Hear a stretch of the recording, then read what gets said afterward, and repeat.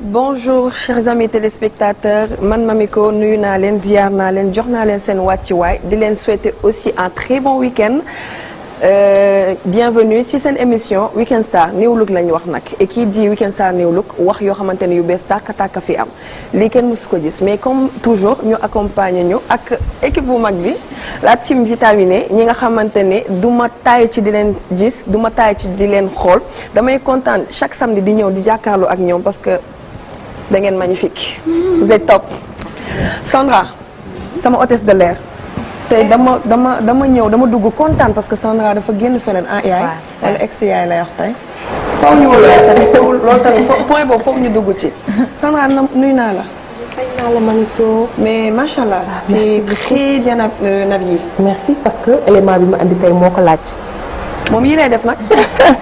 ñii lay def loolu moo tax mais maa ngi si jàmm bu baax mais namu naa leen de maa ngi leen di nuyu di leen ziar di amaat mbégte ak contentement di bokkaat ak yéen plateau bi Weekend Star sama jëkkër tey mu ngi ñëw di leen nuyu bu baax tamit téléspectateurs yi nga xamante ne ñoo ngi toog di ñu seetaan ak Sandra tamit ci kanam tuuti dina andi rubrique bu am importance comme ni ma ko daan defee Mamiko xam naa kon dama lay delloo nuyoo bi ba ci kanam. incha allah merci beaucoup am na solo wax yi am na solo. yaay booy.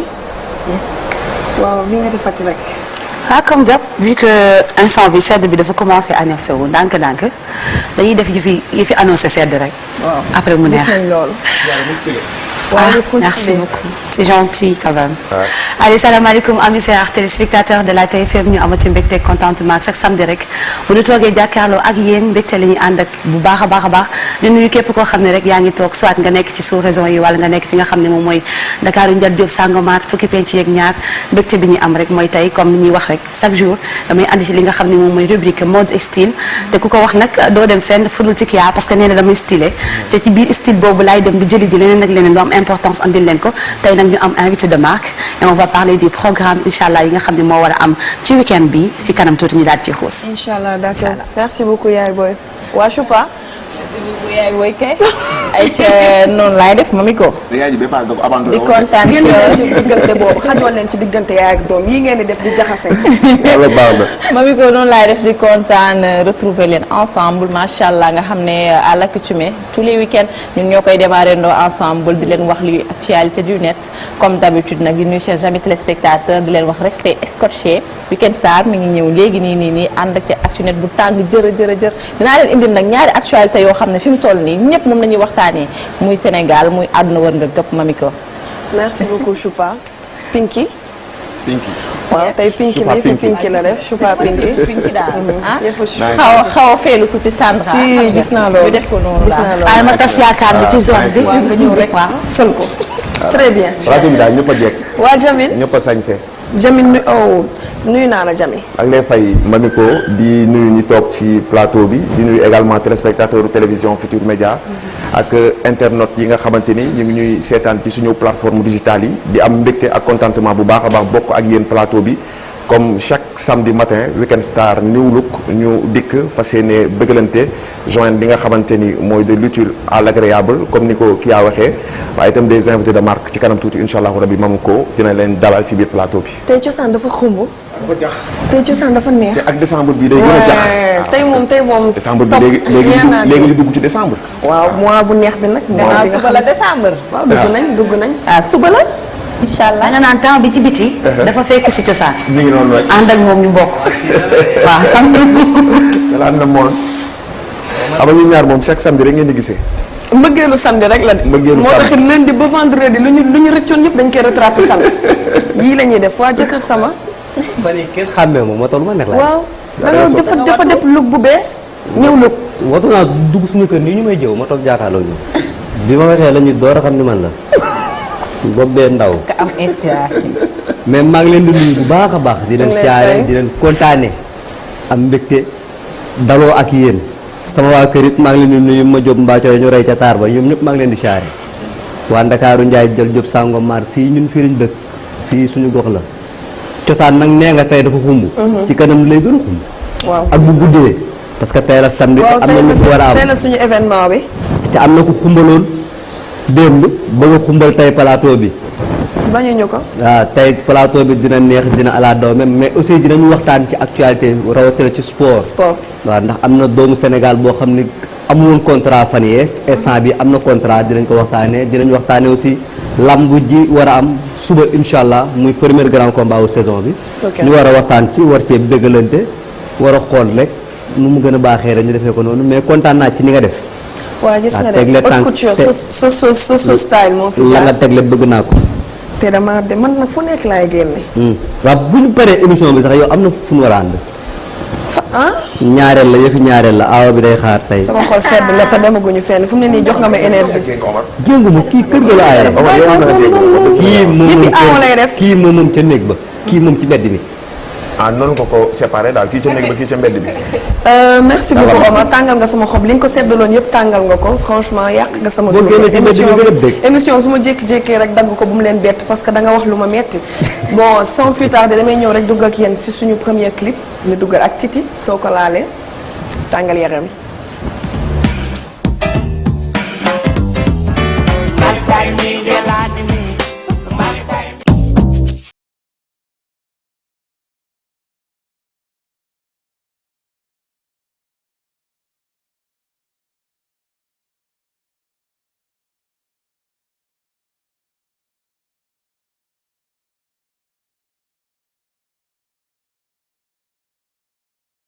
wéy bi wéyul de mais fii benn jéeg du nelaw. mais Choupa. wéy bi ba mu commencé ba tey waxut mais benn jéeg du nelaw bi da cee. ay ku ma nopp sa jëkkër benn jéeg du nelaw. parce que yéen a def dafa am ay affaires yoo xam ne dafa am ci plateau bi. lay def am na ñoo xam ne ñoom doon ñaareel à vie la ñu nar a doon. waaw loolu moom am à vie. ak ñi nga xam ne ñoom xamuñu ndax boobu la ñu doon wala bu njëkk bi kenn comprendre. non non ñun daa mel ne xam nañ ba pare. ñun dafa mel ne xam nañ de kii ñun xam nañ ba pare. non maa nekk ci diggante bi man. xam nga. waaw nangu leen ma rek. xam nga bu baax. am solo. bu ma dëgg la dama cee jekk. Soupa dafa bëgg defante. da nga bëgg wujjee. waaw ay wujjee ñoom nga toogu ceeb mu stage nii. waaw yow ñaareel non man sax wax dëgg neex yàlla man moom bu nekkul wujjee man bëgguma. pare dafa mel ni Soupa wujjeem yàggatul parce que temps yi dafa gën a jongoma. dafa mel ni ay tay baas lay waajal daal. mais dafa mel ni temps yi damay xeeñ. waaw moom koy xeeñ man dama ñëwee laa ne man jëkkër may xeeñ. yéen kii liñ ko wax neex na de. waaw amiin waay yàlla balaa 2000. ci 2025 lan moo tax ñu xool ma rek yéen a ma jëkkër 2025 lañ ne. bu leen ma doogu baax damay palaat. sax mais 2025 la ma wax avant 2025 di ñëw. sa doom. sama doom dinaa ko yor. xam nga lan la depuis barki de maa ngi laaj ci tey la kañ. damay peer. fuite de mémoire la am. client bu ñu ko waree lire du laajte ñaata. non yii xaalis rek laa xam merci beaucoup. kontaan jëkkëru Seydaan neex na nag. donc dañuy ñëw dugg ak ñaar non awa yaay ñaareel tanta culture. perturbé naa la nag de. non jamais da nga hésité ba xam aw. déggoo ma de nee naa la temps yi sama xel moo dalu. fi nga dem sa projet yi moo bëri nga nekk rek. non jamais man jàkkaarloog yow rek laa yàqamte yow nag da ngay yàq sànq nañ fi ñëw juboo nga gis sa jëkkër a commencé change. waxoon naa la bu Omar ñëwee. Omar da leen di jaxase de. Omar rek moo leen di jaxase. baaxul. Omar luy jig njaag donc Sandra tey culture bi tey dafa mel da nga ne li nga sol. dafa méngoog sa culture. voilà tey lan nga ñu andi Sandra.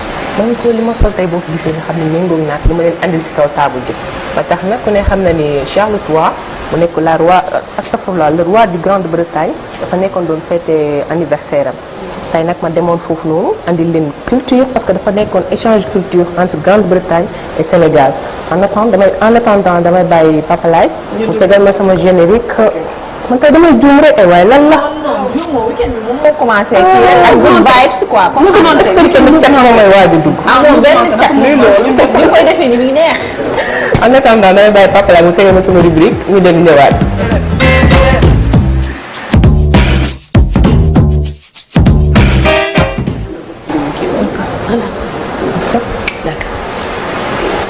yàq quoi. ayca la.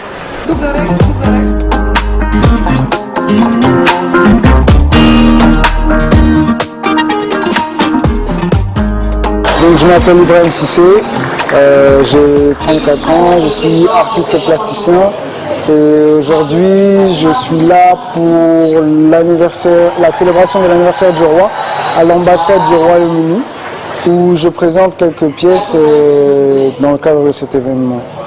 waaw ñëw nañu parce que ambassadeur ak ambassade bi yëpp d'ailleurs de la Grande-Bretagne daf ñu invité tey pour célébrer l'anniversaire du roi mu nekk loo xamante ne tamit at bu nekk ñu ngi koy def mais ma gëm ne opportunité la pour gën a dëgëral diggante bi nekk diggante Sénégal ak Grande-Bretagne waxtaan nañu def nañ seen discours way nañu seen hymne national way suñu hymne national donc image bu rafet la et puis dañ ko boole yi tamit ak célébrer la culture sénégalaise boole ko ak diaspora Sénégal britannique mélange boobu ñun en tout cas en tant que sénégalais bu ñu ñëwee gis ñu tëral suñuy frères artistes peintres et cetera day sedd suñu xol.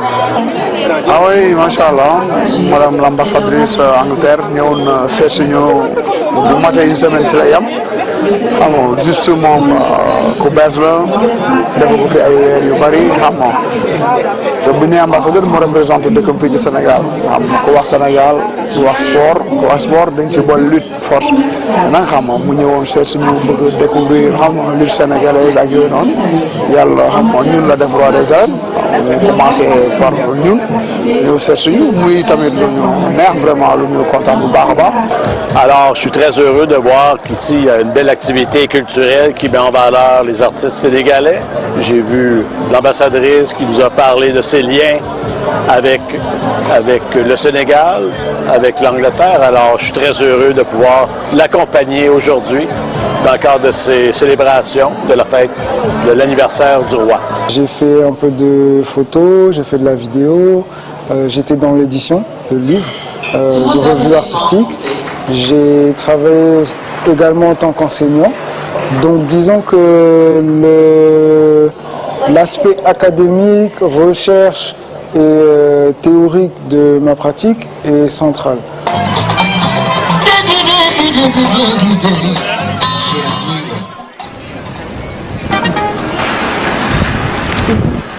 voilà Maliko tey loolu laa leen andiloon ni ma ko waxee sànq ambassade Grande-Bretagne demoon ci anniversaire boobu nga xam ne moo di roi Charles III moo doon fête anniversaire am en plus dafa amoon échange culture ba tax na Ibrahima Cissé moo tax ñu yëpp fagale dem parce que man xam nga ci côté culture laay dox mu nekk artiste boo xam ne day yëngatu ci côté tableau peintre et d'autres choses aussi yoo xam ne ci côté culture la gis nañ fa tamit suñu honorable député Anta Babacar Ngom ma koy saluer de passage ak suñu collègue Tata Mairie aussi ak tamit Modulo roi des arènes année passée gisoon ngeen mu ànd ak ambassadrice Grande-Bretagne bi vidéo boobu noonu loolu la waxal mu jot invitation moom tamit mu ñëw ni day feddali kóllëreem pour ñëw ci anniversaire bi mu nekkoon tamit ay yeneen échange yoo xamante ni pas côté peinture mais amoon na échange tamit plat entre plat Bretagne ak sénégalaise mais ñoom ñi ñam plat sénégalaise xam nañu plat sénégalaise yi moo dàq. ñoo mën fépp yom penn bay ñoo mën fépp. yom maa fa sulux. merci moo ngi noonu ba tax na moom laa leen andiloon si kii bi tey comme rubrique je pense que jaaraati naa fi ma daan jaar. tey da nga yéeg sax tey échelle bi da nga gën a yéeg. high level non mën ko ba demoon fi ba gis échange culture bi nga xam ne sénégalais li ñu am. ndax yóbbuwoo ma Sandra yow tamit nag bon nga de. sama wujju. mais lu dara neew si. jamais sama wujju dinaa ko yóbbu man. ah man de wax sa dëgg nekk mu yàq sama élément. en tout cas mais da koy sàcc da koy sàcc. en tout cas Sandra da ngaa ñëw man la élément niveau nga indi parce que boo demee da nga dem yëkkati ay figures yoo xam ne emblématique ñoo xam ne kenn dootu leen présenté Sénégal déjà teew nañ ci événement bi ni mel nga génnee suñuy couleur génnee suñuy ressources ànd ceeg beneen dëkk mu la Grande-Bretagne nga xam ne macha allah jël élément bu am solo bi moo tax man la élément niveau cadre niveau son niveau macha allah dinaa ñëw daal nga formé ma pour nga xam ne su ma jëliwaat ay élément moom ma mën a cadré ndax ba tey mënuma cadré loolu olof di wax naan yat bi dal na fa mu daan dal faret fiir faj bëggoon naa ñëw aussi tamit ci événement bi Sandra quel est le but de cet événement but événement bi mooy ki nga gis sànq Ibrahima Cissé moom dafa nekk artiste boo xam ne doomu Sénégal la ñu invité woon ko foofu noonu mu fay exposer ay tableau bu nekk am na lu muy symboliser loolu moo taxoon ma dem pour jël élément bi parce que culture lépp ci culture la. en plus tamit nga gis fi artistes yi. yaa Cheikh Lo Ndigal moo nekkoon doon def concert bi xam nga kon ba léegi moo ci culture bi. yaa aussi Tarba Mbaye. ok en plus Modou Lo roi des arènes kon ba léegi man maa ngi ci culture bi rek foofu laa kii loolu moo nekkoon biu kii bi. en tout cas am na solo chaque année lay am. waaw chaque année. parce que anniversaire roi bi la. Charles III. ok d'accord merci beaucoup. merci beaucoup Sandra. Nico. am na solo trop élément bi donc dañuy ñëw rek dugg ak Jamil tey dañu am invité. bu spécial kay. waaw tey moom dañu teel a dugg suñu invité yi donc Jamil. invité bu spécial. waaw tey dañuy accueillir Lalla. waaw tey Lalla Thiam. Lalla Thiam. moom la ñuy. Lalla vous pouvez nous rejoindre s'il vous plaît. Bonjour Lalla. Vous allez bien? Ça va, alhamdulillah. Bienvenue dans notre plateau Week-end Star. Merci à vous. La micro. Un micro. Oui. Vous allez bien? Ça va. Donc Lalla Thiam, fondatrice Du restaurant Lalla Beach et des instituts Muse. Voilà. Donc Lalla, vous préparez un événement. Oui, on prépare un événement, mais avant tout, je souhaite parler aujourd'hui de la plage BCAO. Oui. Il faut savoir que la plage... Mais avant que tu nous parles de la plage BCAO, j'aimerais bien que tu salues les téléspectateurs. Oui, bonjour à tous. Je suis ravie d'être dans votre émission. Et aujourd'hui, nous allons parler de restauration, de culture, de musique et de plage. D'accord. Donc, African Star Orchestra. Voilà. Parlez-nous de l'Africa Star Orchestra. Alors, African Star Orchestra, c'est un groupe qui a réuni beaucoup de musiciens issus de beaucoup de groupes qui ont travaillé ou qui travaillent ou qui ont leur propre groupe avec les plus grands artistes du Sénégal. Ces musiciens, ils ont été rassemblés autour d'un projet qui a été initié par Pape Cissé. Pape Cissé. Donc, voilà. D'accord. Vous pouvez nous citer les groupes, les musiciens aussi? Alors, les musiciens qui sont au Lalla Beach, il y a beaucoup de musiciens qui passent. Donc, vous avez parlé de Cheikh Ndigal Lo, qui sera ce soir, bien sûr, en concert à partir de 21h. Les dimanches, African Star Orchestra, qui vont prendre la place de l'orchestre Baobab, qui ont passé avec nous une année et qui aujourd'hui prennent le relais parce que c'est un groupe qui réunit une musique qui est vraiment très très très très vaste et qui réunit pratiquement tous les registres de tous les musiciens sénégalais. D'accord, merci beaucoup. Lalla, c'est un plaisir de vous recevoir sur le plateau. À vous. Donc l'événement c'est tous les week-ends à la plage de BCAO. Alors, tous les week-ends, oui. Tous les week-ends. Est-ce que tu peux nous parler un peu de la plage de BCAO? Alors, la plage BCAO, il faut savoir que c'est la plus belle plage de Dakar, du Sénégal et voire pour moi du monde.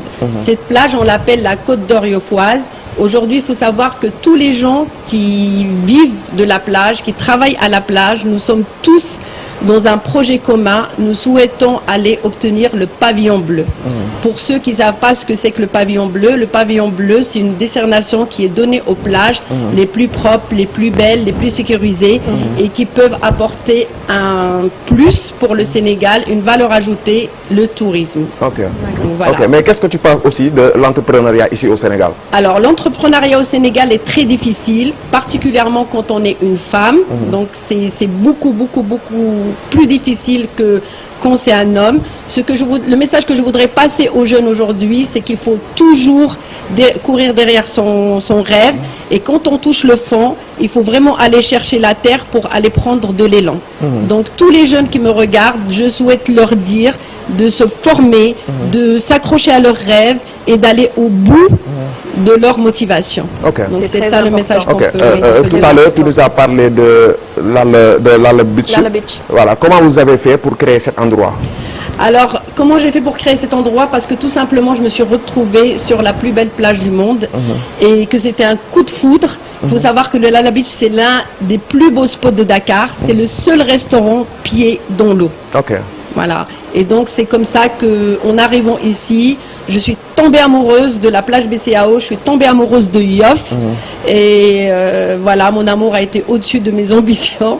Et donc je me suis aventurée dans le projet du Lala Beach qui a duré très durement pendant presque 8 ans pour aboutir à ce projet, pour réunir la restauration et la musique dans un seul endroit face à la mer. Ok. La dernière question, les activités culturelles qui se passent à Lala Beach. Est-ce que tu peux nous parler un petit peu des activités culturelles qui se passent là-bas tous les week-ends? Alors, il n'y a pas que les activités culturelles, il y a les activités culturelles, il y a les activités sportives. Il faut savoir que le Lala Beach soutient l'équipe de moto de Yoff, on soutient l'équipe de foot de Yoff, on soutient les petits surfeurs dont on ne parle pas et qui vont participer, machallah, cette année, l'année prochaine, je pense, aux Jeux Olympiques de la jeunesse. Il y a 4 jeunes qui sont suivis par, d'ailleurs, je parle de Malika Surf, parce que c'est une femme qui se bat aussi pour les jeunes, pour les aider, pour les former et pour allier école et sport. Et qui vont participer, ils ont été choisis pour participer aux Jeux Olympiques de la jeunesse, il ne faut pas les oublier. Donc on a beaucoup d'activités pour le sport, pour la formation des jeunes. Il faut savoir que tous les gens qui travaillent au Lala Beach, ce sont des purs produits sénégalais qui ont été formés au Lala. D'accord. On a un jeune chef qui a 22 ans, machallah. On est parmi les restaurants, d'après ce qu'on dit, les meilleurs de Dakar au niveau de la restauration et le plus beau spot. Il faut savoir qu'on a un chef qui a été formé au Lala Beach et qui a 22 ans. Donc voilà, toute l'équipe, ce sont des jeunes qui ont entre 18 et 25 ans. Donc c'est une équipe très jeune, très dynamique et qui sont pour la plupart avec moi depuis que j'ai commencé le projet. Donc machallah, voilà, et puis voilà. Oui. Pourquoi vous avez choisi le Sénégal? Alors pourquoi j'ai choisi le Sénégal? D'abord parce que j'ai une très grande partie de ma famille qui est sénégalaise. Donc, mais vraiment pour choisir le Sénégal, donc j'ai vécu dans plusieurs pays africains. Mais pourquoi le Sénégal? C'était tout simplement, on était dans une tontine entre filles de famille et qu'à la fin on a choisi que cet argent-là soit investi au Sénégal. C'est de cette façon-là que, en fait, j'ai quitté la France, j'ai tout quitté. Je suis venue juste pour voir, c'était pendant le Ramadan, je pense, de 2016. Et je suis venue juste pour visiter le Sénégal. J'ai passé 3 jours. J'avais déjà loué ma maison, mis mon autre maison en France en vente et quitté mes entreprises pour venir investir au Sénégal. Vous avez tout misé? J'ai tout misé sur le Sénégal. C'est une Sénégalaise. Man sénégalaise là, Vous s'appelez là.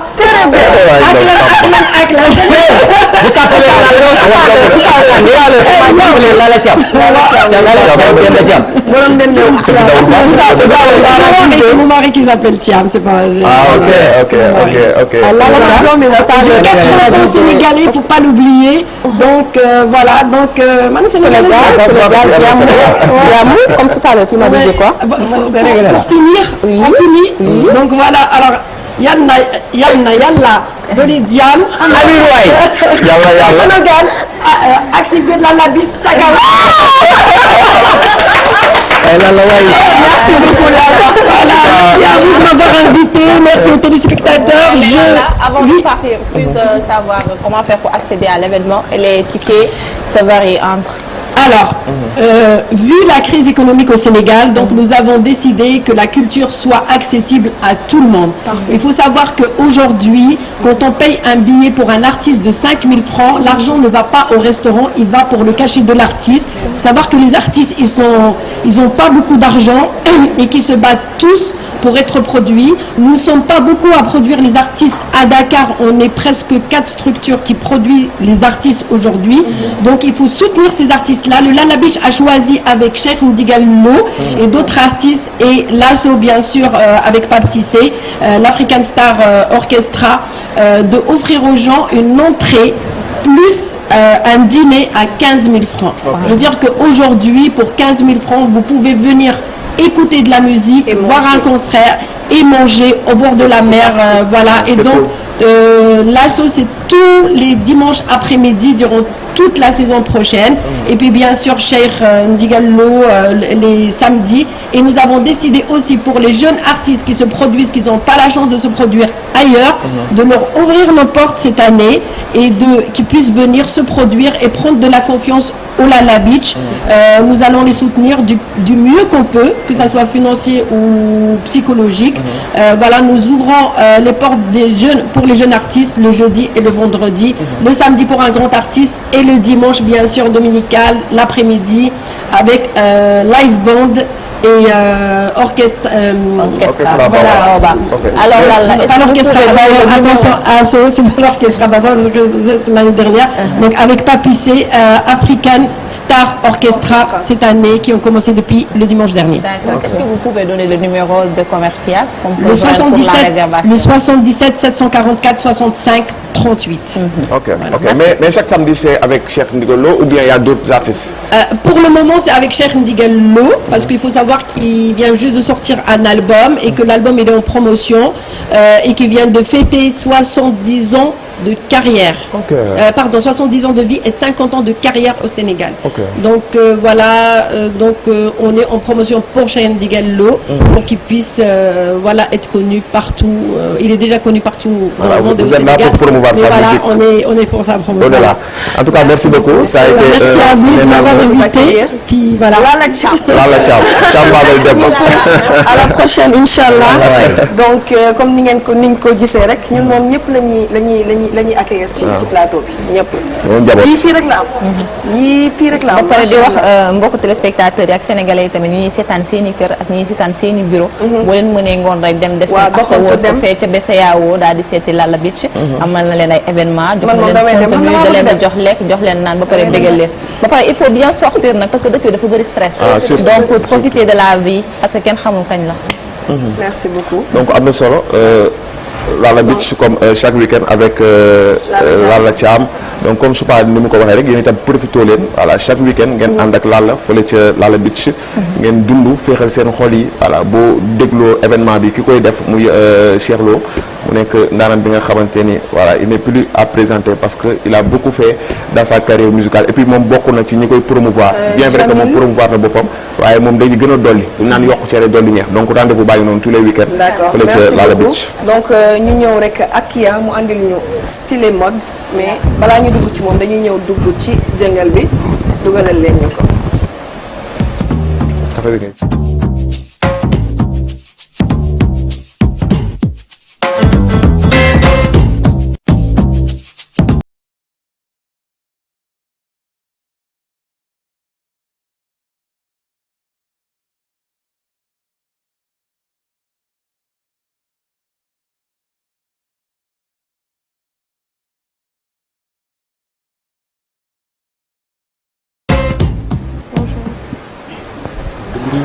alors ñu ñëw ak sama yaay borom style yi waaw moom lu dul style la mode doxu ci. waaw lu dul yëfam la. moo tax tey nag dinaa leen andil invité de naanaan parce que xam ngeen chaque fois damay dem jëli élément di ko andi mais tey élément bi dama ko andi ci plateau bi. du kenn ku dul Anna j'espère que vous allez bien. je vais très bien merci. vous-même. ñu bàyyi laa ngi nuyu téléspectateur yi. waaw maa ngi leen di nuyu di leen sant di leen gërëm ci invitation bi. et di leen ñaan tey soirée bi ñuy préparé. ngeen ñëw ci yéen ñëpp invité naa leen. dafa am soirée tey. liñ ci teew incha allah Anna bu ñuy préparé le défilé de mode. si vous nous parlez un peu de votre programme ak li nga xam ne moom moo ëmb défilé. waaw tey moom c'est la 3e édition de Between Us. c'est un concept bu nga xam ne que damay défilé loo toutes les morphologies.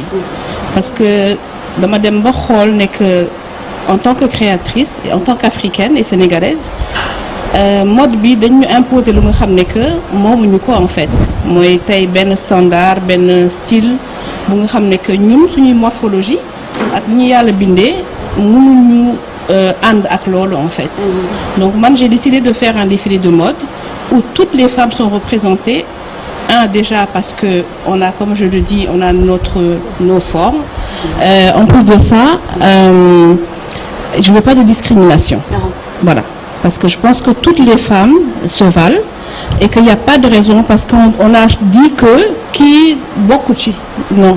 pour man ñëpp a ci bokk en fait on est des êtres humains avant tout mais comme je dis encore dañu nasaraan daf ñu jël benn bu ñu imposer en fait et dañ ko jël bëgg ko mbubboo alors que non du ñun il faut que ñun ñu revendiquer li nga xam ne loolu la ñu doon et que ñu mën a tamit réfléchir par rapport à ça et pouvoir mettre tout le monde en valeur que ce soit les hommes comme les femmes hein, je veux dire parce que j'habite tout le monde donc le concept Between Us c'est ça et c'est la 3e édition cette année. La 3e édition cette année. Oui. Et tout à l'heure j'ai entendu dire que da ngay invité stylistes yu mag yu nekk Sénégal pour ñu ñëw accompagner le programme bi. waaw parce que ren j'ai choisi de faire une ode à l'homme c'est un hommage aux hommes et loolu tax ma invité ku mel ne Owens ku mel ne Amossa ku mel ne B Touré Rachid Ndiaye et puis aussi Gorbatchev voilà ñoom laa invité parce que pour mu aussi méngoo ak li nga xam ne moom mooy thème année bi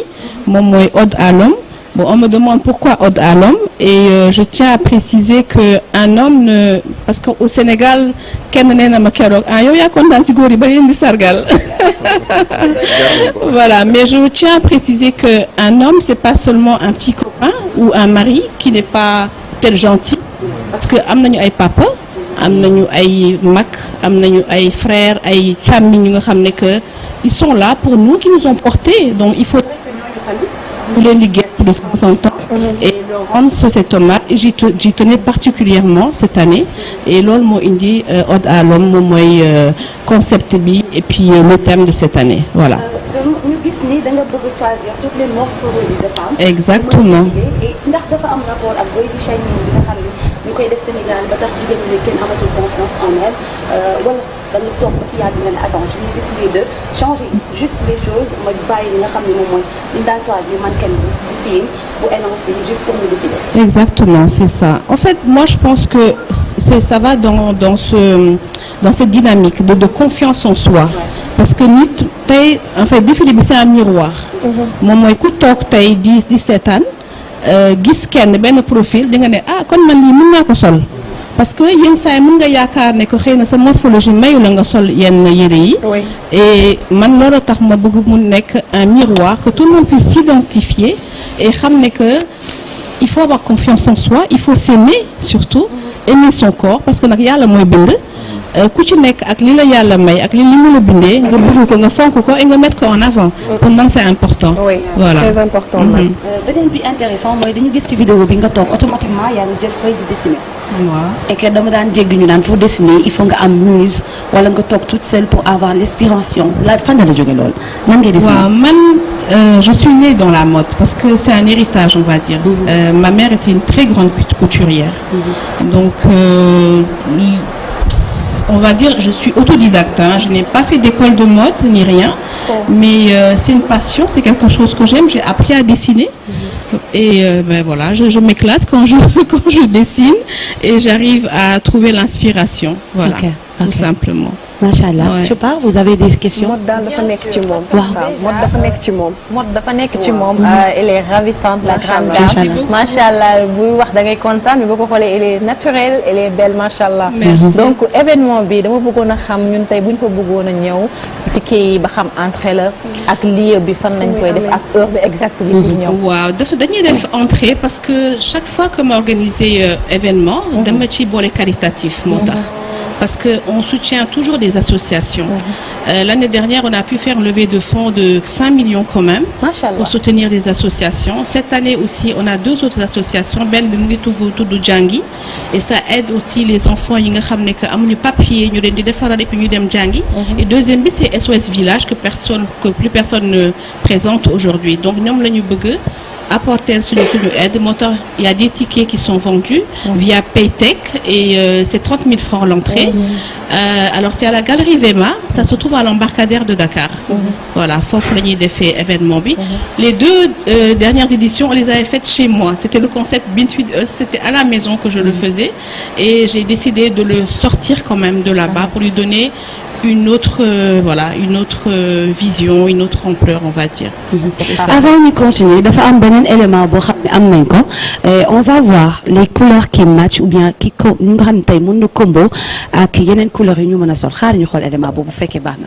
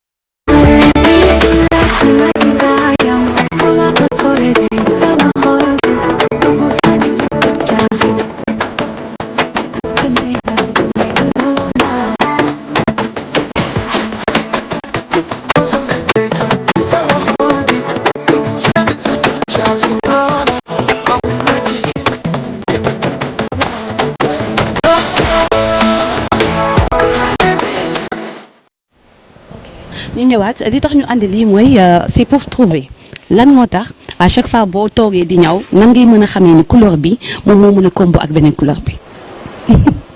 Je sais pas si c'est quelque chose que je pourrais expliquer. En fait, pour moi, la créativité n'a tellement pas de limite que ça vient tout seul en fait. Parfois, il y a des couleurs même, on va dire, improbables, mais d'un koy boole ñaw ko mu nekk lu rafet en fait yenn saa yi sax ma jox ko sama tailleur ñu xoolaat ma tuuti ne xam naa kii lu muy defaat waaw mais ça sort quelque chose parce que bon je pense que c'est juste une question de créativité, c'est pas autre chose hein. Et comme ce que je voudrais aussi préciser, c'est que le défilé de mode, il y a beaucoup d'influenceurs, beaucoup d'acteurs qui viennent mais bénévolement défiler justement pour la bonne cause. Et honnêtement, je profite de l'occasion pour les remercier. Ok pour remercier boobu am na aussi leneen loo xam ne bëggoon naa la ko poser parce que ici mode au Sénégal comme tey ni mu doxee à l'international on sait pas si ndax Sénégal tey li ngeen nekk di seen métier ndax jox nañ leen ci ak à 100% parce que c'est quelque chose de très difficile dañ leen di jëlal temps daf leen di jëlal énergie ça vous demande aussi cette inspiration bu bari dafay dugg ci loolu ndax Sénégalais yi ñu ngi jënd tey li nga xam ne tey moom ngeen di toog créer ko parce que création c'est comme si tey nga mën am doom di ko defar ci man li ma xam ci mode li ma jot a xam sax laay wax ndax Sénégal jox nañ gëdd boobu. si moi je pense que jox nañ ko gëdd gi mais gëdd bi yow yaa ko jox sa bopp ba pare. bala keneen di la ko jox pour man parce que sa liggéey soo ko néewalulee keneen du ko néewal. man sama liggéey du ma nangu ko ma ko néewalal parce que comme je dis damay toog di réfléchir di créer. Et j'y mets vraiment beaucoup de temps, beaucoup d'énergie et beaucoup d'amour surtout, beaucoup de cœur. C'est vrai qu'au Sénégal, les gens li ñuy fàtte mooy créativité. Parce que mën nga leen wax benn yére nii lay jar bon ñu gis tissu bi xëy na cher ne mais dafa cher mais dañuy fàtte ne que y a pas que seulement le tissu, il y a la créativité derrière en fait. Et ils ont tendance à oublier ça. Donc man nag je fais des rappels souvent et comme je dis sama liggéey la dama ko bëgg. C'est quelque chose que je fais avec sama xol en fait et j'y mets tellement d'amour. Je pense que honnêtement je vais pas dire que je vais me plaindre ou que je ne vends pas. Non, je n'ai maa ngi sant yàlla si loolu et voilà on dit espérer que mu gën a màgg gën a nit ci gën ko xam surtout. Moi je suis dans mon coin, les gens connaissent Carmena voilà mais je vais beaucoup dans la sous-région donc j'ai mon cercle. Voilà. L'événement, ça se passe aujourd'hui, hein? C'est aujourd'hui à 20h. Waaw. Parce que ñun am na ñoo xam ne tam ñu leen di gis ñoom ñuy défilé. loolu la justement en fait concept bi loolu man c'est la liberté. En fait liberté mooy koo xam ne que jàngaluñ ko dox. musul yéeg ci podium. et tey mu war a mën a yéeg ci podium pour wan li mu sol et puis c'est aussi une question de confiance aussi hein donc ça englobe tout ça. Inch'Allah le défilé bu soobee yàlla dig ma fa gis. di nga ñëw waaw ñëpp koy ñëw yow soo ñëwee dama lay solal sax nga défilé. ah bon waaw. sérieux dinaa ñëw. waaw day la. booy dem ñu àndaale. ay ci jeex na. bëggoon naa ñëw aussi une question ci créativité bi. parce que dafa nekk loo xamante ni lu am solo la wax nga ko léegi des fois da ngay créer benn tenue teg ko ci marché bi mais prix bi ci war nit ñi dañ naan dafa cher alors que voilà créativité bi rek ëpp na. ci li nga def ci tenue bi.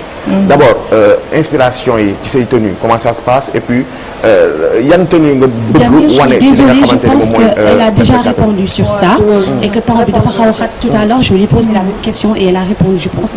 mais kii yaa soo ma si mënee may tuuti est-ce que tamit da ngay kii ay tenues traditionnelles. je fais de tout. parce que moi je trouve dommage parce que man culture laay def. ah ok da ngay ñëw. merci yow sax da ngay ñëw défilé tey. merci.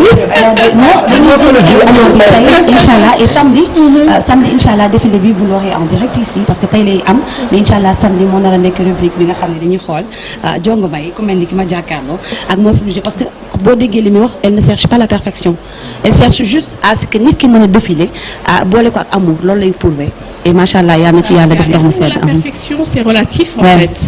Voilà. Pour moi la perfection c'est relatif parce que on est tous parfaits, hein, on est voilà, ñun ñëpp yàlla moo ñu créé donc ñun ñëpp ñoo parfait. Mais Anna, ñu lay remercier, on peut nous rendez-vous ce soir, Inch'Allah. D'accord, ben je vous attends hein, ce soir et merci encore. J'en profite pour remercier mon équipe, toutes les personnes qui sont là et qui soutiennent en fait l'événement. Merci à tout le monde. Merci beaucoup, à Anna. vous. À tout à l'heure, ce soir. Inch'Allah. Merci. Merci. Au revoir. Donc sans plus tarder dañuy ñëw rek ak suñu clip bu invité avec nous après allez-y merci beaucoup madame.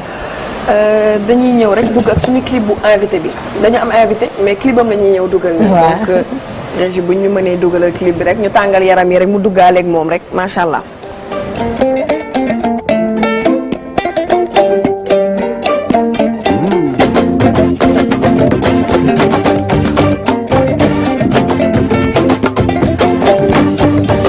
Chéri bëgg naa la gaañu gisee bëtum bëggee laa lay xoole gaañu gisee.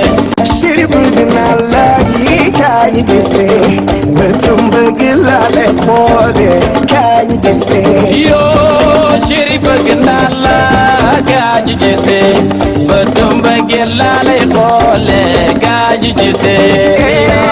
Chéri bëgg naa la gaañu gisee bëtum bëggee laa lay xoole gaañu gisee. Chéri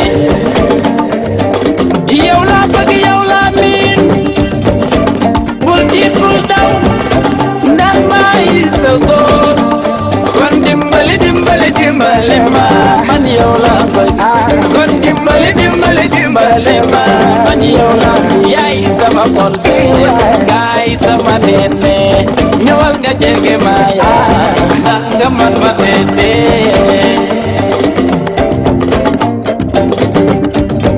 Chéri bëgg naa la gaañu gisee bëtum bëggee laa lay xoole gaañu gisee.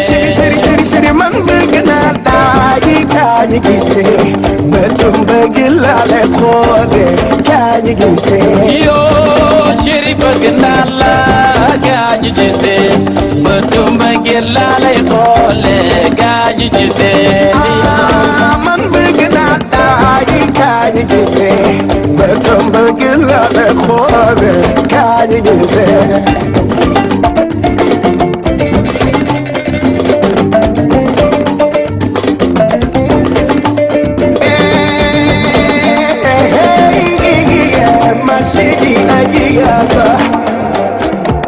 Kula bëgg te fonk la chéri kon fonk wuy la ku moo koy ràññee ndax dama ko ñeeta dëgg la moom laay déggee te kii ko waral moo di yow la sama la ma dinga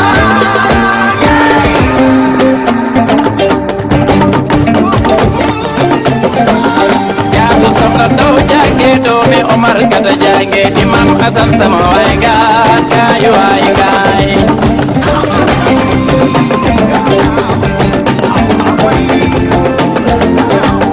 Kalsum sama yaay la bëgg naa la my chéri ay yaago gaay waay gaay.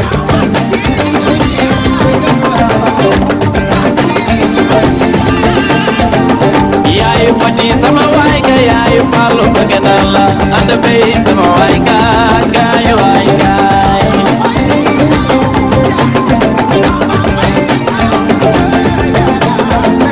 Man ci meen fu ci jaay bee jaay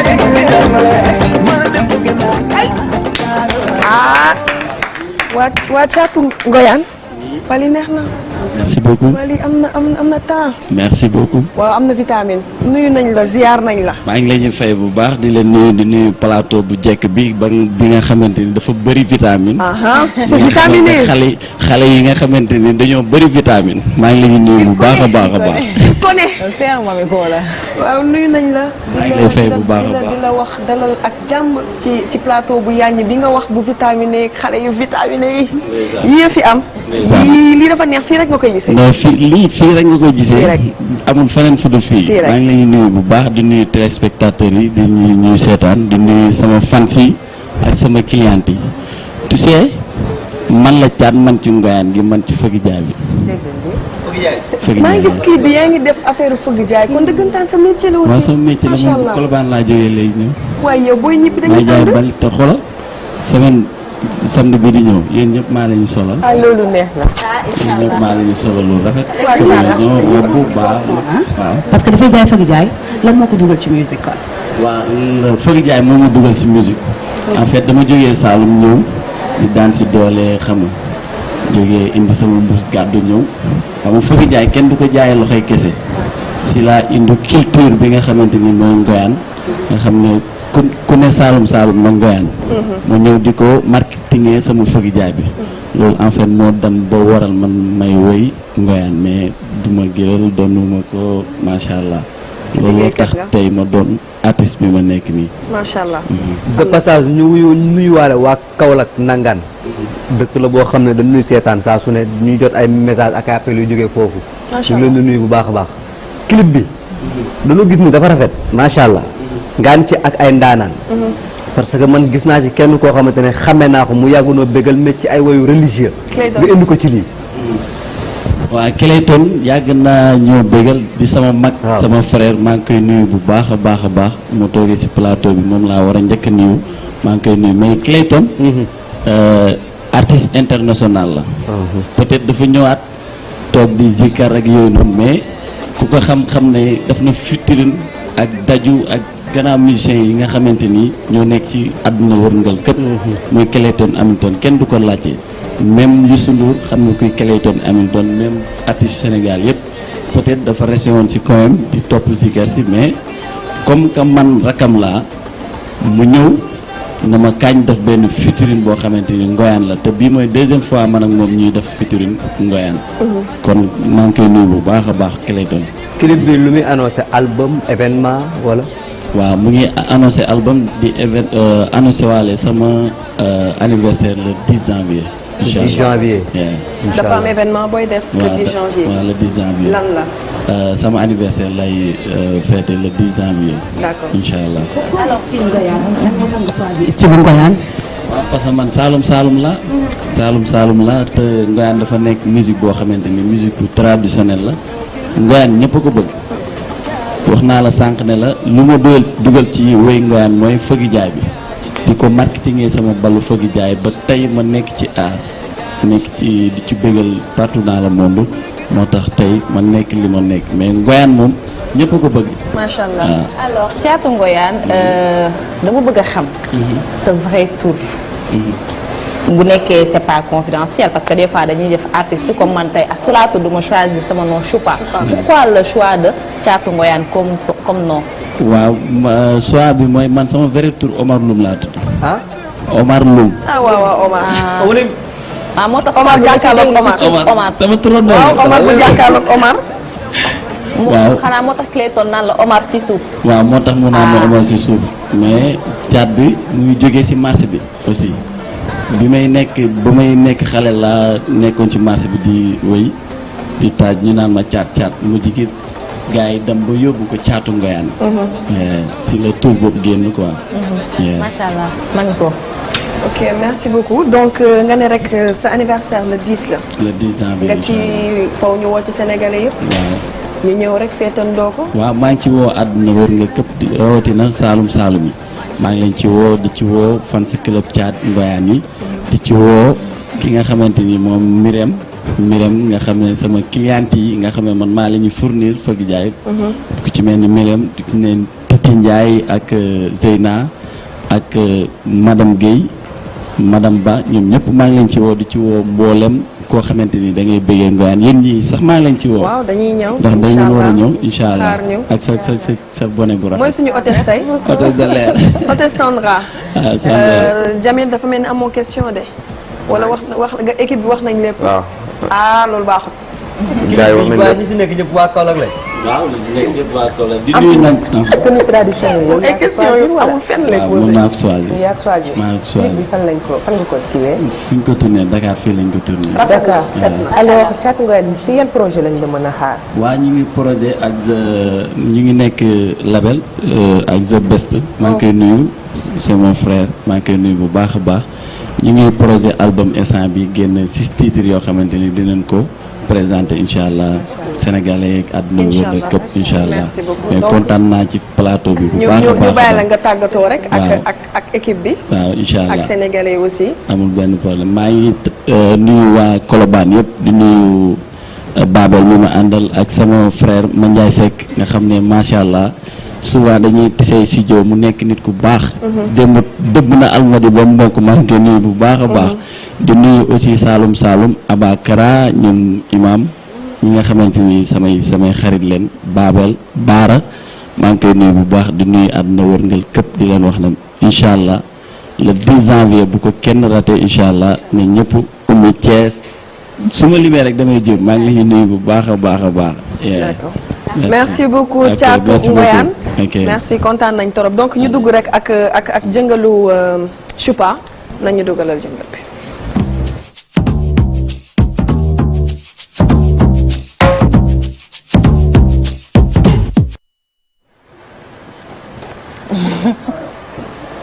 alors Choupa. borom Actunet. gis nga borom Actunet. ma ne ko ci loolu rek laay yëngu tout ce qui est actualité people dama koy dem topp daal di leen ko indil parce que semaine bii am na ñaari événement yoo xam ne marqué na toile bi macha allah bi ci njëkk nag moom mooy macha allah Boury Bathily ak sunu champion bi Balla Gaye amaat nañu doom ci semaine bi ñu génn macha allah waaye li gën a neex moom mooy da ko tuddee Sa Thiès donc ñu ngi koy félicité di ko wax yàlla na moom sedd guy moom mi Boury macha allah seen fi sëy bu rafet di ko ñaanal Sa Thiès mi mag ba daal di koy teral mu fekkee seen njëriñ moom Balla Gaye plus rapidement comme que temps amul dañuy daal di dem ci événement boo xam ne gars yi nee nañ excusez-moi événement boo xam ne gars yi ñi ngi yaakaar naan série la ñii naan bad buzz ñii naan noo du dëgg ñii naan dëgg la effectivement dëgg la parce que ñaar ñu bëggante de def ñetti at macha allah la yàlla dogal fas seeni buum tey jii nga xam ne sénégalais ba ñu ko yëgee ñëpp kontaan nañu parce que déjà ñaari noirceur d'ébène lañu. kenn ku ci nekk kàngam nga ci li nga doon ndax Omaro muy chanteur culturel macha allah boo ko xamee ci cant yi nga ko xamee boo ko xamee ko ci présentateur waaye boo ko xamee ko ci Wally Ballago Seck. soxna Batoor ñu koy woowee Amina Bintu Thiam macha allah nga xam ne moom sama xarit la waaye di xaritu ñëpp parce que ñëpp a ko bëgg ñu daal di koy ràññee lool li ci série sénégalaise macha allah récemment rek bi ngi ci beneen série boo xam ne mi ngi daw fii ca Marodi ñu ngi nag woo sénégalais yëpp le 7 décembre incha allah nee na takku jàkk rek lay def waaye xam nga ni ñaari ndaanaan bu ñu dajewee loolu mënul am takku jàkk parce que man demande mariage bi ma gis.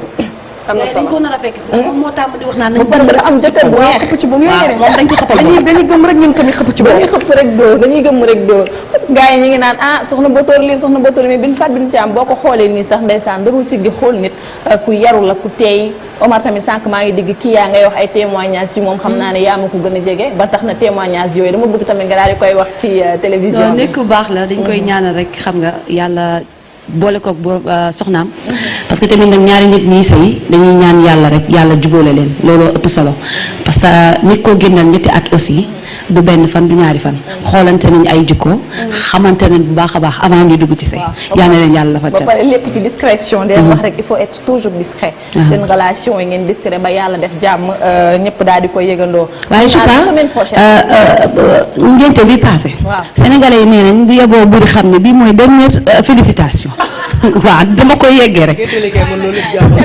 sénégalais yi dañoo mën a tooñ parce que Balla dépense mën na Balla am na fu mu dëkkal ay doomam Balla daal dëgg buri man déwén sax bëgg naa nga amaat ay seex incha allah yal na la ko yàlla may sax dañoo war a am turé nee ko bébé kii buri heure bu kii ba pare day gën a rajeunir day gën a jekk macha allah ci xale waaw xam naa semaine prochaine incha allah dinaa ñëw ak kaawu Mouhamed Ndiaye bi nga xam ne nakaraktiis la fële ci Richard Toll di jaale mbokkam yi mu dayeeg xale boo xam ne day jàppale yaayam Omar sànq démb ma dugalee élément bi sax Omar a ngi tooñ naan macha allah ku mën li muy def la ku mën liggéeyam la ba tax na nit ñi dañoo yaakaaroon ni agression la gaañuwee naka te yow du agression choc la moo xaritam ñoo àndoon ba tax na xarit ba mu ñëwee ak tiitaayam mu ne dañ leen a agressé loolu moo waral faatoom bi waaye semaine prochaine incha allah dinaa leen ci indil ay information ak élément bu gën a leer di leen wax ne Actunet instant bi pare na day nekk mobile incha allah fépp fu ñu dégg événement boo xam ne xew na mu nekk actualité dinañ fa déplacé wu indil leen ay information yu mucc ay Mamiko. merci beaucoup Choupa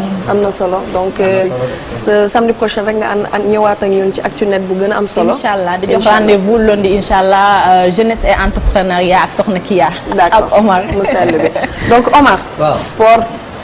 Omar tey lamb ji nga ñu andil wala football bi. lamb ak football lépp xam nga kii sax moo ko annoncé ci lamb ji moom. waaw te ngénte yi daa bëri ci lamb Balla Gaye da ngénte na Fadam tamit mi ngi ngénte nii. ah Fadam a ngi. moo tax Fadam ak Balla Gaye moom nekkete stressé wuñu. li leen di waxal lépp ci lamb ji te bu ñibbee dañuy nekk ci jàmm. yàlla na leen yàlla sàmm mais nag ci football tey la ñu ubbee ñun. ok parce que am na doomu Sénégal boo xamante ne nii fan yii yëpp amul woon contrat. mais yàlla dimbali na ko ba signé na contrat am démb fële nga xamante ne nii nag mooy ci Europe bi. fële ca ana équipe ba sax c'est Islande. benn club bu nekk Islande club bi mu ngi tudd Vestri muy xale boo xamante ne nii yàgg nañu ko gis muy taxaw ci suñu défense ñun. di ko féggoo ak Kalidou Koulibaly gis nañu taxawaay ba am solo bi mu amoon ci CAN bi. muy ndaanaan di champion raar na nga gis joueur Sénégal bu ne la man am naa coupe d'Afrique moom bokk na ci ñi ko am te ci réew mi loo ko amee ñu koy ñaanal yàlla suñu borom sàmm ko dooleel ko ba lépp lu mu bëgg ci contrat bi suñu borom defal ko ba mu ñëwaat nag ci équipe nationale bu Sénégal parce que soxla nañ ko fi soxla nañu gaynde gi mu doon soxla nañu xadaram mais soxla nañu mindset am parce que dafa am nit ñoo xamante ne bu ñu taxawee leader la ñuy doon te moom macha allah taxawaayam matee na ko leader la moom Pape Abdou Cissé loo wax ci moom rek am na lu des parce que Adjaratou Dieynaba Ndione mooy yaayam waaw muy doomu Pikine lool nekk sama mag nekk sama xarit ba tax na lépp lu ma mënti xewle moom papa mi carte téléphone mu daal di mu koy defaral macha allah da la wax ni lii jomb la si sa da nga ko fee xaate da ngaa yërëm sa yaay donc ñu ngi lay ñaanal bonne chance ak équipe bi lépp luy ndog-ndog yàlla boo ko gis ku lay xaar yàlla na xaddi sama taalibe Cheikh bi kontaan nañ ci yow ñun ñëpp xam naa nag Omar mi dina la woo ngeen daal def élément boo xam ne même bu nekkee à distance sax ñu mën a am ci yow benn élément boo xam ne lu leer la yow loolu bu ma la ko ñaanee di nga ma ko may ñu daal di ko indi fii ci plateau Week-end Star parce que ñun lépp luy élément rek bëgg nañ ko indi léegi inchallah merci beaucoup Omar démb daal la def visite médicale am visite médicale yi moo nekk noonu lépp jàll na ci jàmm ak ci salaam contrat wu 2 ans la fa signé maanaam ñaari saison macha allah ñu ngi ko koy ñaanal suñu borom ñu jik ko parce que ñun dañuy bëgg lii bu ñu toogee di gis suñu ay doomu réew di évoluer di yokku dañ ciy kontaan rawatina ñoom ñi nga xamante ne ñun la ñuy teewal suñu dem suñu verte zone rouge bi ku ko gàddu yóbbu ko mën nga gàddu yóbbu ndax maay Sénégal dangaa neex a gàddu sax nag waaw loolu nag jërëjëf football la waaye ci beneen sport bi nag mooy suñu sportu réew waaw la lutte sénégalaise ku ne xam ne suba la arène bi di ubbi arène saison 2024 non 2025 2026 suba la ubbi insha allah premier grand combat wu saison bi moo war a nekk nii diggante Prince bu Pikine ak Mor Kankang bu Bawal bu dee ni li ñu mujjee waxante ci seen open presse yemm na mën nañu ko dem déglu ji après ñun ñu ñëwaat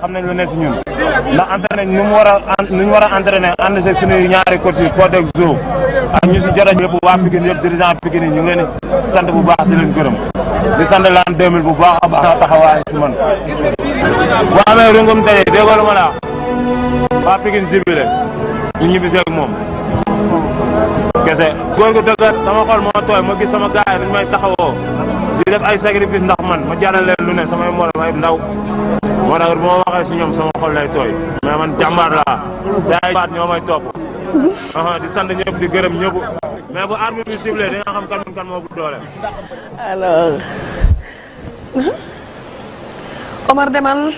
ma dem daa jeexagul woon. presque te waxte Mor Kankang waxul. caabi la caabi. mais ok ñoom ñaar ñëpp nag ay xale la ñoo xamante ne nii suba. dañu war a jàkkaarloo ci arène nationale bu Pikine ñu ngi ciy woo ñëpp la jeunesse sénégalaise surtout parce que ñoom ay mbëru réew la ñu toll nañu fi mbër yi mag yi tolloon moom Mor Kankang mi 13 combats la am 12 victoires benn défaite. presque 8 combats 7 victoires benn défaite ci li ma foog daf bu dee juumuma mais ñu ngi leen di ñaanal suñu borom bi kattanal leen ñoom ñaan ñëpp que le meilleur gagne parce que c'est le sport qui gagne te bu subaa incha allah ñu xam ni réew mi sport am tamit commencé waat na. du daw nag ci benn télé. waaw lépp dañ koy waaw lépp pay-per-view la ci senaffiche.com. ok waaw nañ dem jënd côté ñu toog seetaan ko. waa Pikine yee ngi xaar ak waa Ndakaaru yi. Ndakaaru ñaar loolooy na ñëpp toog seen kër. waaw na ñëpp toog seen kër pour question de sécurité rek parce que lamb yi tamit gis nañ bu fi xew donc incha allah dimanche boo leen amul soxla ci mbedd mi toog leen seen kër. plus de sécurité. voilà donc tey loolu nga ñu andi. waaw loolu laa andi woon tey. merci beaucoup Omar. bu ko defee ñu xool leneen lu ñëw. luy ñëwaat ñu ànd ci. ñu enquête rek merci bon dañuy waaj a dugal suñu invité mais du ma dugal invité bi. te souhaité wu ma un très bon anniversaire à ma coiffeuse Koumba Camara. macha allah. tey la anniversaire Koumba Camara Mrs Diawara yaayu Ndey Diawara Mohamed ak Serigne Saliou taalibi Serigne Saliou bi doomu mère Maada ak Goro Koumba Diop maa ngi lay souhaité un bon anniversaire baax nga.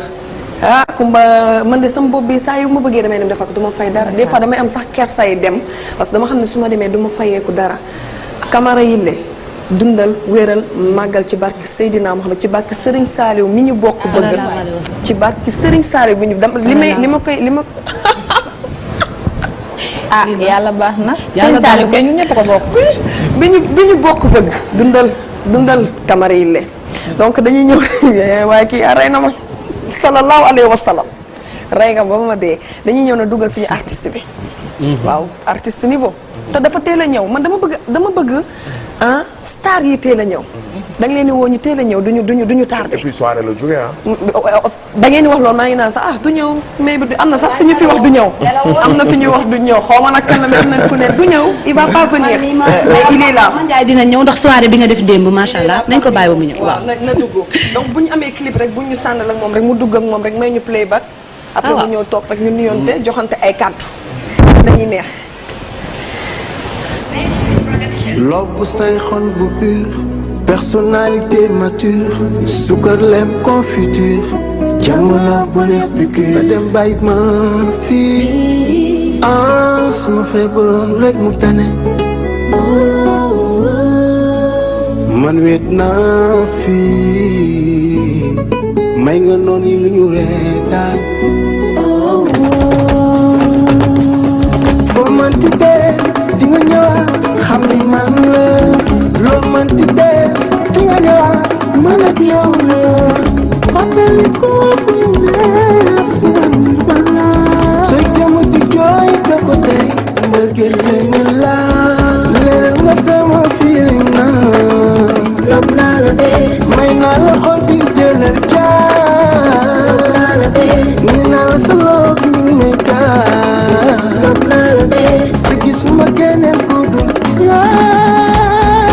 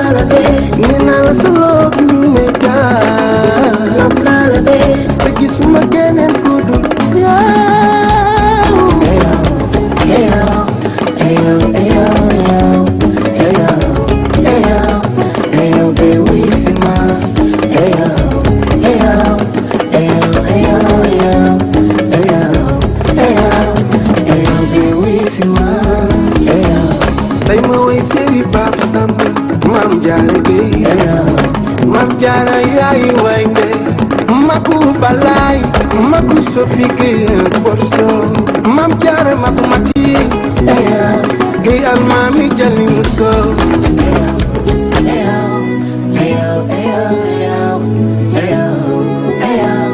Merci beaucoup. Applaudissez. Mandiaye Seck tàng naa de. Mandiaye de mënul def lu dul wëy. Alaaji Ousmane Seck sama baay bi maa ngi koy nuyu di ko jox wàccuwaayam. sa baay la Thione Seck sa baay. maar faramaareen boo wëyee wàcc nga. macha allah li nga defati neexati na sénégalais. si la bàyyi nga nuyoo. D'abord salaamaaleykum Sénégal. salaamaaleykum adduna. salaamaaleykum diaspora bi. ak ñëpp maa ngi nuyu ñëpp ku ci nekk sa tur ak sa sant. di nuyu yéen ñi ma fekk ci plateau bi. vraiment plateau bi jekk lool. waaw ñi am personnalité laa fekk. wax dëgg yàlla. ku ci mel ni Mamiko ku ci mel ni Kia ku ci mel ni Chupa ku ci mel ni sama jigéen bi Sandra DJ Jamil Omar. vraiment maa ngi leen di char di leen nuyu di nuyu borom kër gi muy sama papa Youssou Ndour et papa Boubou Ndour aussi papa Ibou maa ngi ko fi gis léegi maa ngi koy nuyu aussi de passage di nuyu aussi sama papa Ousmane Seck di ko ñaanal gudd fan ak wér ba mu fekkee njëriñ yëpp à chaque fois waaw. Mandiaye fi ñuy njëkkee dafay nekk koo xam ne dafa jot temps bi ñu toog mu yàgg loolu kenn gisu la fenn ñu xëy un bon jour gis nga génneen ñu clip Mandiaye ci lan la nekkoon ñu tàmm la ci way yu neex ak yow xam ne nii def nga ko fi lool mu neex lool ñu jékki-jékki rek gisatuñu Mandiaye ci benn biir foofu la ñuy njëkkee ba pare balaa après ñuy bàyyi Jamel mu daal di xuus ak yow. waaw xam nga Papa Ousmane daf ma yar ci benn affaire boo xamante ni mooy que moom ni muy doxalee rek laay bëgg di ko doxalee ndax album boo ko tàmbalee enregistré mën naa jëm ñaari weer mën naa jëm ñetti weer mën naa jëm ñeenti weer mën naa jëm ñetti at waaw boo bëggee li ngay woy sénégalais déglu ko boo bëggee thème bi am solo surtout thème bi ñun nouvelle génération bi des fois dañu war a woy ci thème mooy li may wax à chaque fois et loolu nag du dara lu dul liggéey rek moo tax mais nag Mandiaye mi ñëw na Mandiaye mi ngi ci yëf yi mi ngi studio mi ngi préparé album bu extraordinaire album international album national bu soobee yàlla. Kia plaisir la ñuy am di dalal ndaanaan bu ci mel ni Mandiaye Seck nga xamante ni yàgg naa ko fekk studio The Best donc plaisir rek la ñuy am bokk ak yow plateau bi. tout à fait d'abord sama première question mooy absence bi Kia wax na ko mais dama dégg ci say biir wax nga ni album boo koy waajal dafa yàgg ma bëggoon xam Mandiaye actuellement est-ce que amul loo comprendre ci musique sénégalaise jamono ci bien sûr. lan la Mandiaye comprendre. loolu ci comprendre bari na ci stand-by bi ma def benn 2 ans. tëju làqatu di liggéey. parce que musique dafa yaatu. musique dafa yaatu musique am na lu bare yu nekk ci biir. mais ñu bari comprendre comprendre nga. ñun artistes yi des fois war nañu way reggae. war nañu way afrobeat. war nañu way et cetera. comprendre nga. et xam naa ni am na album buy ñëw. bis bu ñëwee sénégalais yi dañ gën a comprendre. album baa ngi ñëw wax nga ko léegi waruñu tënku ci mbalax bi.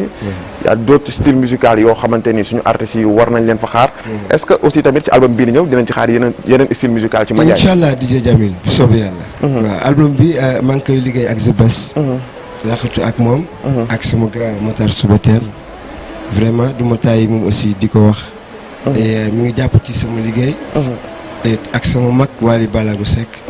dem rek bett na ma def surprise boo xamante ni. waaw man sax affaire bi daf ma jëlee kaw. ñoo bokk benn baay nag waaye. maa ngi koy ñaanal yàlla defal ko jàmm di ko wax ni grand. man kontaan naa. affaire bi nice na. sama xol sedd na. yal na yàlla fay la. coono la jur Ousmane ma jur Ousmane ak coono bokk ndey ak baay. dëgg la kon yàlla na jàmm yàgg. amiin lépp loo bëgg rek yàlla na ko suñu borom defal. kontaan naa Sénégal kontaan nañ. ñëpp kontaan nañ. démb Almadi dafa fees dell ba kenn amul foo tax. dëgg la vraiment. ma kontaan lool nag. et gëj a gis fans yi.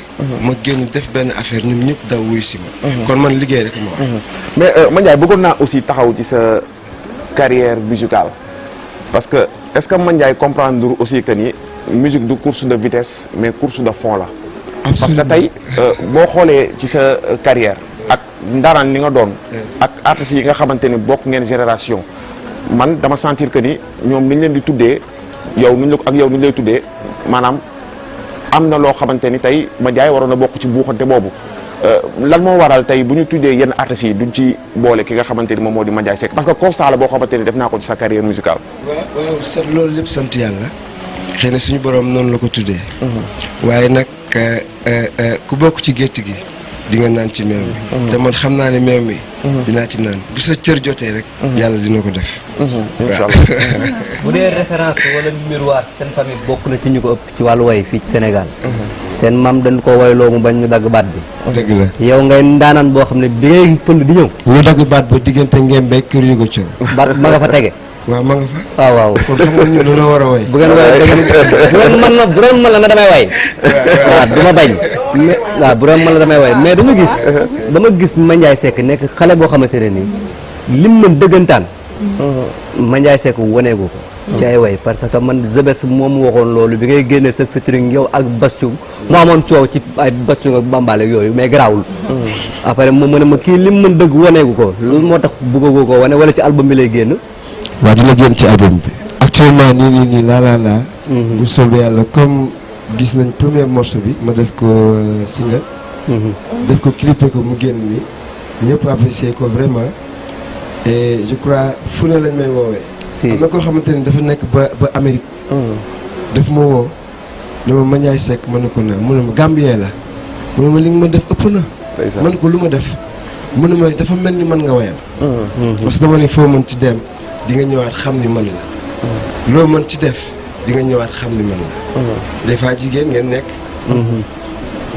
mu yëg boppam dem waaye mi ngi dem waaye xam na ni yow moo ma dal waaw des fois mu dal góor des fois mu dal jigéen comprendre nga moo tax thème am solo waaw surtout waaw ñu gisoon fii benn instant yéen ñëpp ngeen dem ci label Subatel musique ma koy nuyu de passage sama papa jooju Matar Diop Subatel mu nekkoon yéen benn groupe ngeen defoon yéen ñëpp ngeen dem signé ci labelem ñu naan Mandiaye lan moo tax demul toog ci ginnaaw magam Wally Ballago Seck mu jàppale ko mu dem ne dafay signé ci Matar Diop Subatel ñu ne loolu bokk na ci li nga xam ne tey moom moo la gën a tardé ci sa musique ndax sénégalais loolu ñuy wax am na wala amul du samay wax nag.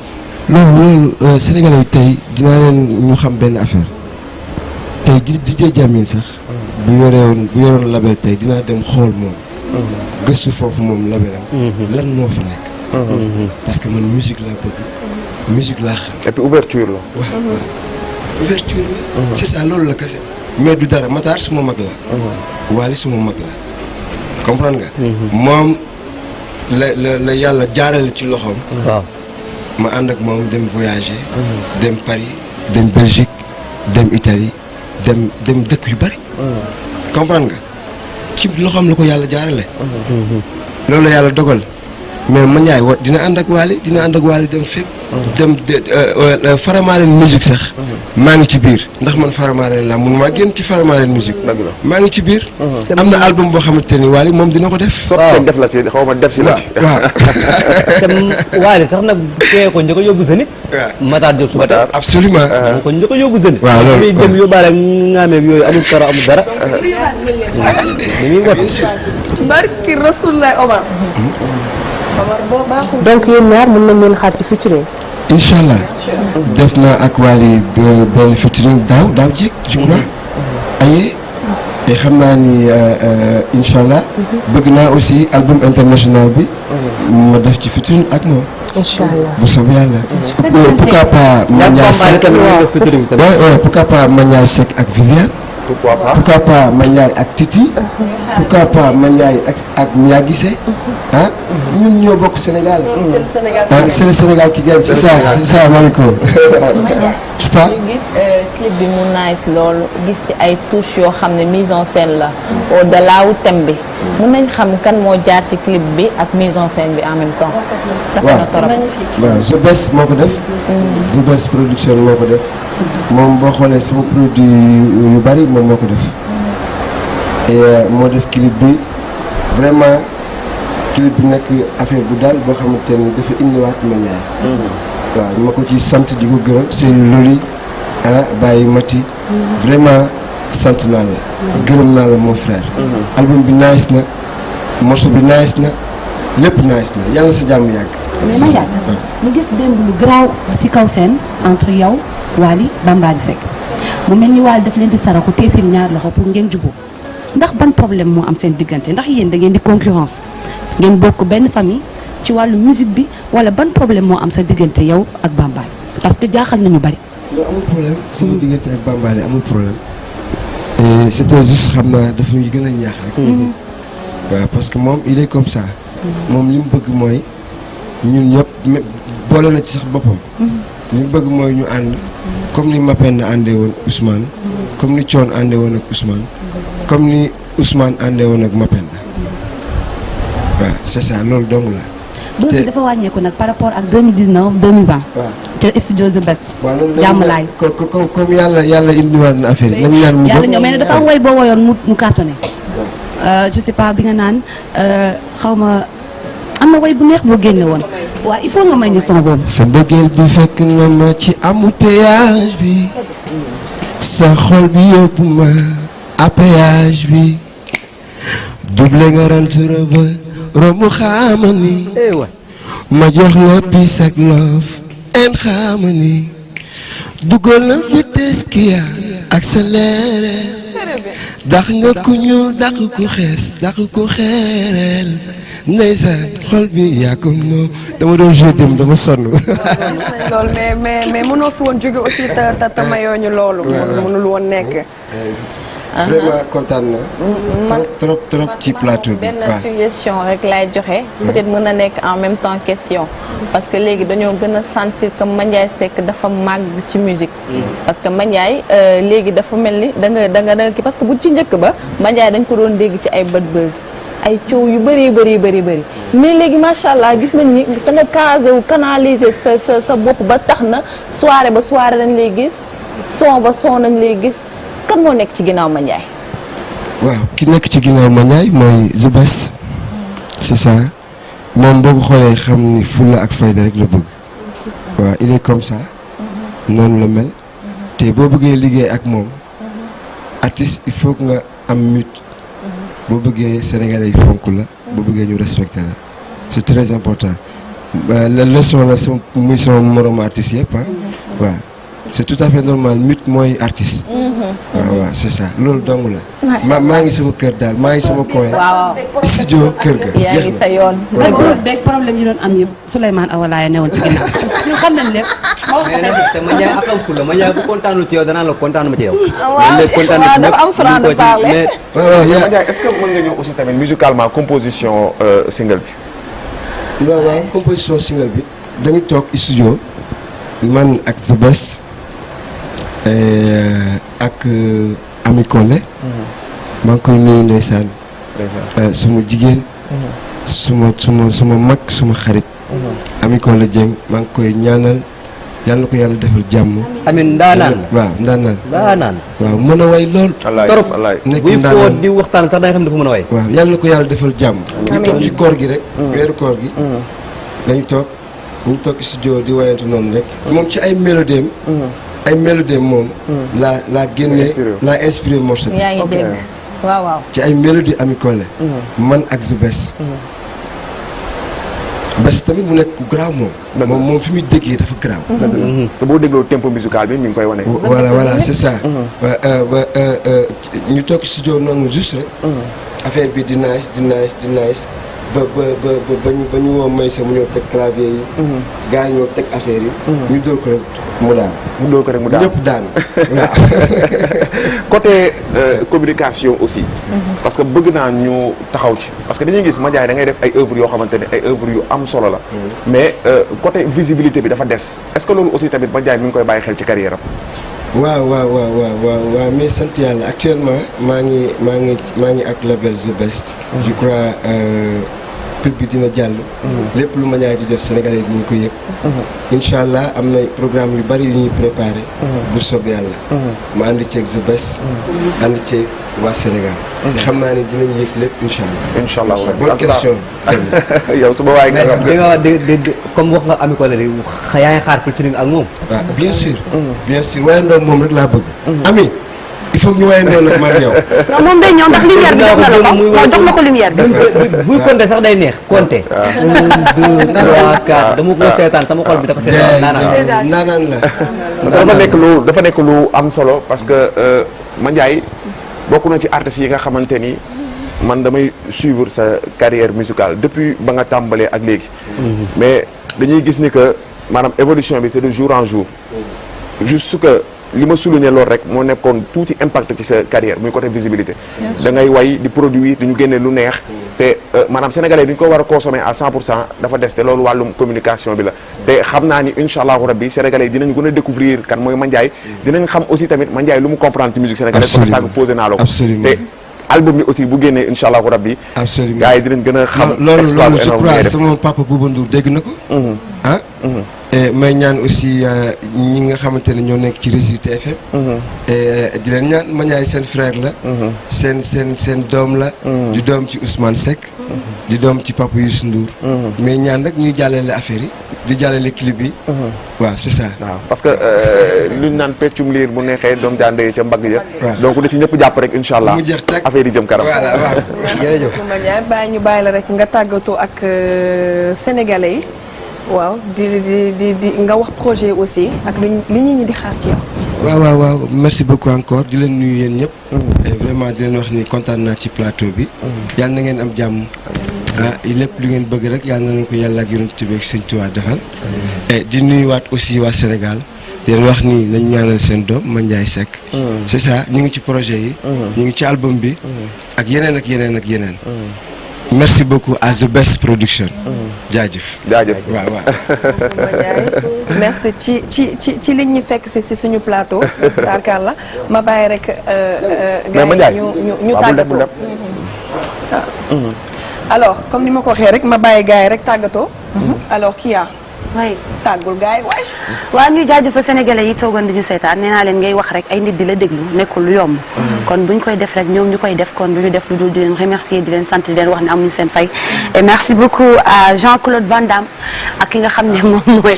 waaw noonu la tudd. Jean-Claude Van Damme ak ki nga xam ne moom mooy Petit ña nga nekk fële ca Ouest Foire tey ñaari nit ñoo génn ci sañse bi kii dafa génn ci kaw kii génn ci suuf.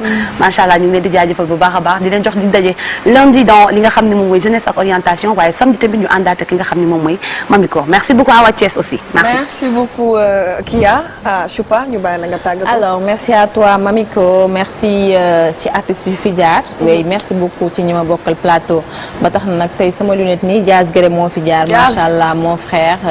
kontaan naa ci lunettes yi di wax nag Pape Sène gërëmati naa la borom Colobane vente en gros yaa ci mën détail yaa ci mën doomu yaayu Eli macha allah chaque semaine yaa may yónnee 2 tonnes bu la neexoon nga ni boo solee ba pare indil ma mais defoo ko seen caar yàlla na sa jàmm yàgg maa ngi lay gërëm bu baax a baax Mamiko di la jox rendez-vous ba samedi incha allah comme que yow yaay aawo boo xam ne chaque samedi lay nekk aawo yow nga xam ne chaque samedi ngay sëy si kër gi. chaque samedi lay sëy. dama jaaxle. gërëm tamit sama sponsor leader. gërëm sama foofu insisté si. di gërëm sama sponsor leader. gërëm nañ la sant nañ la. ñoo jàppale. so you are the best. yes. duma gërëm Jamil tàggatoo ak plaisir la à chaque fois voilà bokk ak yéen plateau bi dans Weekend Star donc di ñaanal ndam suma frère muy Boy Ghetto doomu HLM dafa war a sëgg bëre suba incha allahu rabbi ci journée boobu noonu di ko ñaanal ndam bu baax a baax ñoom Ahmadou ñoom Mananda voilà Mori Keba Ablaye donc ñu ngi ñaanal mbër bi bu baax a baax mu am ndam donc rendez-vous incha allahu rabbi samedi dans Weekend Star incha allah Sandra Awa Yaay bàyyi ñu bàyyi la rek suñu hôtesse bi hôtesse Sandra in the house. Mamiko du ma def lu di leen remercier bu baax a baax di amaat plaisir bi bokkaat ak yéen plateau bi di remercier aussi DG Ndiaga Ndour parce que sama kii bi moo ma ci jàppale lu baax a baax sama rubrique bi di remercier aussi Karim ak Papa Laye ñoom ndeysaan dañ may jàppale ba ci ba ci tenue bi ñu ma Sandra lan ngay andi parce que da nga war a andi lu niróo ak sa rubrique kon xam nga ni ñooñu jàppale nañ ma bu baax inspiration li nga sol c'est magnifique. waaw merci beaucoup en tout cas merci di remercier tamit ñi toogoon di seetaan di leen jox tamit rendez-vous samedi prochain incha allah ci yeneen rubrique merci tàggatoo rek. alors di leen jox rendez-vous suba incha allah Bongo D'or dafay démarrer waat le soir demain soir incha allah lundi ñu ànd ak Kia samedi ñu àndaat ak yow continuer ko noonu ngir rek bégalante mais ubbi xel li ku ci nekk ñu dugalal la dara ci sa bopp rocc li nga yor teeku di leen jox rendez-vous ba beneen yoon di la ñaanal jàmm ak salaam di ñaanal sama yaay yàlla bàyyi ko fi ak yaay yëpp amiin ñi jiitu yàlla yërëm leen ñu wopp yàlla fëgg seen bopp ñu yor yàlla yor loo leen waaw parce que nag fi mu ne réew mi neex na waaw réew mi neex na lool ñu ngi nuyu ñëpp ñu sant Fall ak ñu sant Faye ñu sant Sonko ak ñëpp ñu ngi leen di nuyu waaw ñu nuyu ñëpp Sénégal benn bopp la kenn mënu koo xar ñaan Sénégal nii la kafoore dëggalante ambiance toi tu es incroyable. dafa doy waar. damaa namm nag samay tata Marème Faye Sall ak tonton Macky Sall namm nañ leen. ku ne namm ah amoo droit namm ku ne amoo droit namm ku la ne ma ne ko waxal dégg gërëm Zege. waaw ana Zege waaw mun nga def mais waa Zege gis naa tableau ba nga defaral Choupa waaye waaw tableau bu pata sax dina ñëw. waaw très bien merci beaucoup. Zege nag defaral Youssou Ndour tableau bu mag nga yóbbu ko ci grand bal. Omar moo njëkkaat damay tàggoo. non dig na ma ko. Zege comme dig ay biir bàyyi ba mu Youssou lay defar. merci Youssou kër la xaw ma fu ma ko def sax na. kon Zege maa ngi xaar sama bos comme niñ ko waxee rek ñu tàggatoo di leen jox dig daje samedi incha allah di remercier képp kuy safoo télévision Futurs Médias ak SSP mais du ma fi jógee te du ma remercier Soso Style moo fi jaar tey haute couture la ma jaaral at waaw Jazz Green moo fi jaar dama ñëw bon ba may ñëw nag solo moon ay lunettes dama ñëw Choupa moo ma jox lunettes yi ne Jazz moo bàyyi li nga wax waaye bul ma déconcentré Choupa andil ma ay lunettes Jazz rek Jazz merci beaucoup maa ngi lay jaajëfe lunettes yi rafet na jàpp na ma waaw maa ngi mel ni chocolat merci beaucoup à Soso yëre bi rafet na moom lu dul yëre yu rafet du doxul ci yooyu tissu yu rafet yi moom la daal di rafet yi moom la sac de luxe yi moom la mais valise de luxe yi sama valise boo paree nag ma ko andil soxla naa ko yittewoo naa ko merci beaucoup à la team merci beaucoup ak waa régie tonton Vier tata Eva tonton Karim tonton Papa la tey moom tonton laa ñëw déedéet bàyyi leen ma des fois nag faaw may kii merci beaucoup Kia merci beaucoup Sandra merci Choupa merci Jamil merci mon amour mon cœur l'homme de ma vie mais tey waa kay ñu câlin balaa bu leen ñu dagg de may leen ñu câlin tey dañu am non tey am nañ temps